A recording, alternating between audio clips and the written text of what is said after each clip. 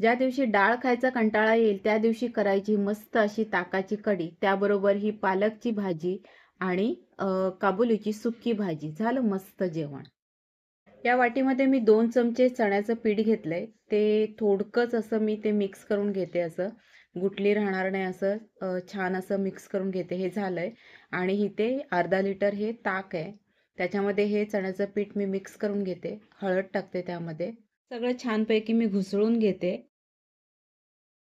फोडणीसाठी थोडंसं तेल घ्यायचं. त्यात जिरं, मोहरी, मेथीदाणे, हिंग, कढीपत्ता, हिरवी मिरची हे सगळं आणि गोल ह्या लाल मिरच्या आहेत त्या घेतल्यात. त्या तेलामध्ये सगळ्या परतून घ्यायच्या.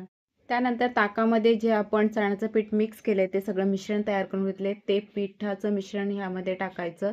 आवश्यकतेनुसार त्यामध्ये पाणी घालायचं, मीठ घालायचं आणि ही कढी शिजत असताना आपण सतत ढवळत राहायचं. गॅस कमी जास्त करत राहायचं आणि ढवळत ढवळत ढवळत ही मस्त अशी ताकाची कढी आपली तयार होईल. इथे ही वरती येईल म्हणून मी गॅस थोडं कमी करते आणि थोडा वेळ अजून शिजवून घेते. थोडा वेळ शिजल्यानंतर मस्त अशी डाळीला वेगळा पर्याय ही ताकाची कढी आपली तयार आहे.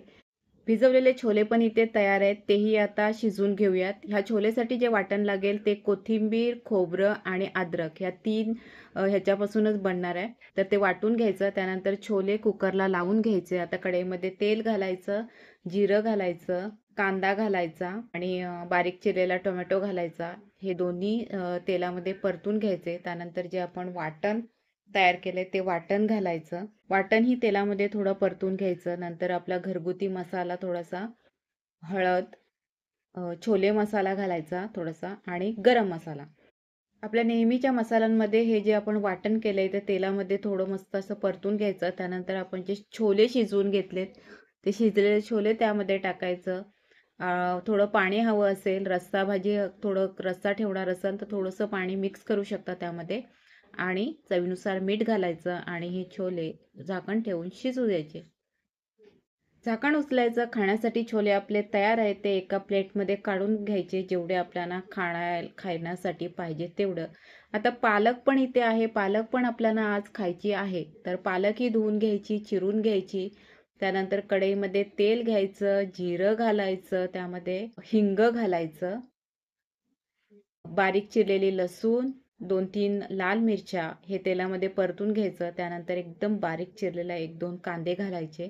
कांद्याने एकदम छान अशी भाजी लागते. स्वच्छ धुतलेली जी पालक आहे ती घालायची. भाजी टाकल्यानंतर लगेच झाकण ठेवून द्यायचं. 2-3 मिनिटामध्ये ती भाजी शिजते आणि भाजी शिजल्यानंतर आपल्याला ती परतायला बरं पडतं म्हणून. तर आता ही भाजी 2-3 मिनटं जेवढी शिजायची तेवढी शिजली.